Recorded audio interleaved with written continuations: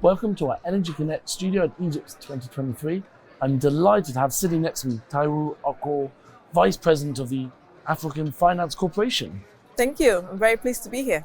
Yeah, thank you so much for giving me your time. Now, what is Africa's Finance Corporation's position towards gas and the role it sees for gas in Africa's development and sustainable future? Africa Finance Corporation is a multilateral and a DFI with a mandate to invest in infrastructure across the continent. So when we think about Africa's energy poverty reduction and energy deficits, we're very, very supportive of utilizing the vast amount of natural resources that Africa has. So we're talking about gas here. So we're very open for business and financing in oil and gas, but we're also conscious of the energy transition theme that's happening in the world. So it's about investing in a sustainable manner going forward.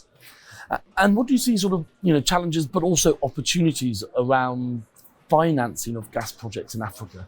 I think the challenges which I spoke about in the panel, just concluded panel, is about the lack of transport infrastructure on the continent. So the connecting infrastructure from point of source to utilization, that's been lacking.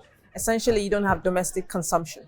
So in terms of opportunities, what I see is Africa looking a bit thinking outside the box. And what do I mean by that? I mean, in terms of developing future infrastructure, it has to be done in a more sustainable manner.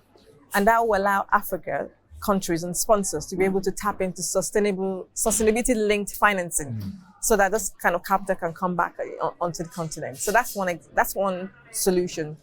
The other solution I am advocating for is for the Africa institutional investors to be able to use a lot of the capital at their disposal, which is almost about $500 billion on asset under management, to invest in infrastructure. But they also need to be comfortable that they're able to get adequate return for their investment, and there comes in the policy issue from our government. Yeah, and I want to take you up on that. Policymakers and stakeholders, what are they doing to make Africa's gas sector more competitive or attractive for foreign capital? I think it's a great question. So I think if we think about the conversation that we recently concluded COP27, it was positive to see a united front from African leaders really advocating for investment in gas infrastructure. Years ago, we did not see that. You had people speaking with different voices. So we're now seeing more unified, efforts in terms of policy making to be able to, to attract investors.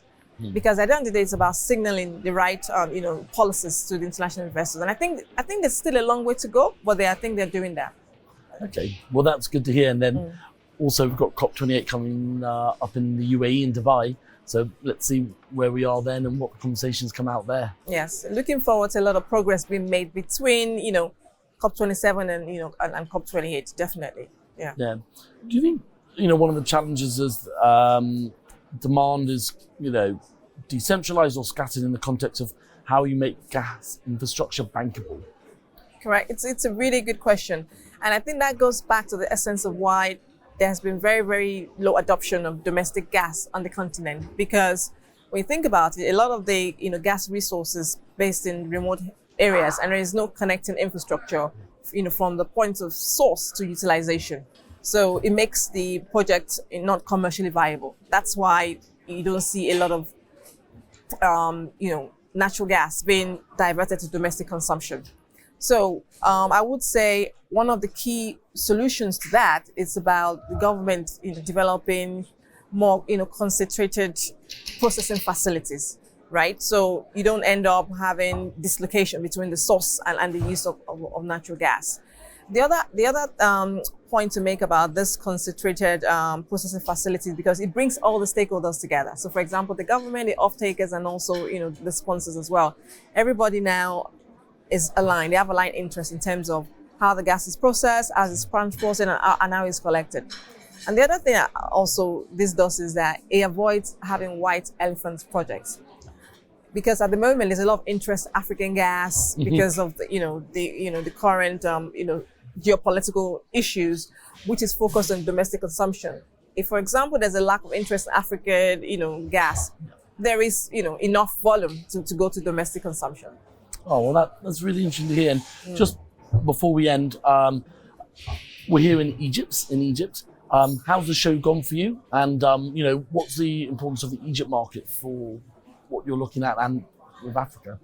I think the conference has gone fantastic. I was opportune to participate in the launch of the International Gas Union report. We are very strong advocates of investing in gas, resource. So we contributed to that report. So that's been very positive. And I think there's also been a very good reception to that report as well.